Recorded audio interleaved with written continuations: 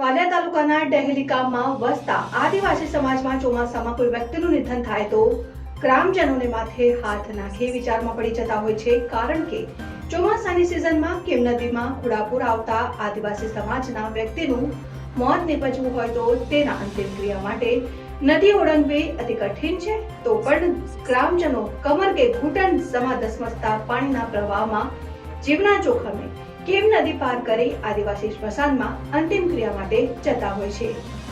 જોતા રહો Bharat times news. મંગળવારની સાંજે કેડસમાં પાણીમાંથી નનામી લઈ જીવના જોખમે લોકો પસાર થતા નજરે પડ્યા। અંતિમ યાત્રા માટે પણ આટલા પડકારોનો સામનો કરવો પડે એ તંત્ર માટે શરમજનક કહી શકાય। આ અંગે ગ્રામજનોએ અનેકવાર ધારાસભ્ય, ગ્રામ પંચાયત અને તાલુકા પંચાયત સહિત ઉચ્ચ કક્ષાએ રજૂઆત કરી છે, પરંતુ તંત્ર કંઈ પણ સમજવા કે પગલાં લેવામાં ઉદાસીન હોવાના ગ્રામજનોએ આક્ષેપ કર્યો છે અને વહેલી તકે અંતિમ સંસ્કાર માટે લોકો નનામી લઈને જઈ શકે એટલું નાળું બનાવી આપે તેવી ગ્રામજનો દ્વારા માંગ કરવામાં આવી છે। મારું નામ સંજય વસાવા છે। હું ડહેલી ગામનો વતની છું। અમારે અહીંયા આદિવાસી સમાજમાં કોઈ પણ મૃત્યુ થાય ને તો અમારે એમને લઈ જવા માટે અમારું સ્મશાન ડહેલીના કીમ નદીની પેલી પાર આવેલું છે। તો અમારા વસાવા સમાજનો અહીંયા બહુ મોટો સમૂહ છે।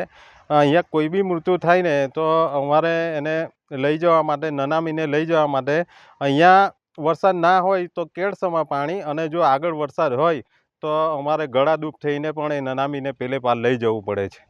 આવી તકલીફો અમારે વર્ષોથી ચાલી આવે છે અને અમે આગળ પણ રજૂઆત કરી છે, પણ હાલ એનો કોઈ નિકાલ થયો નથી।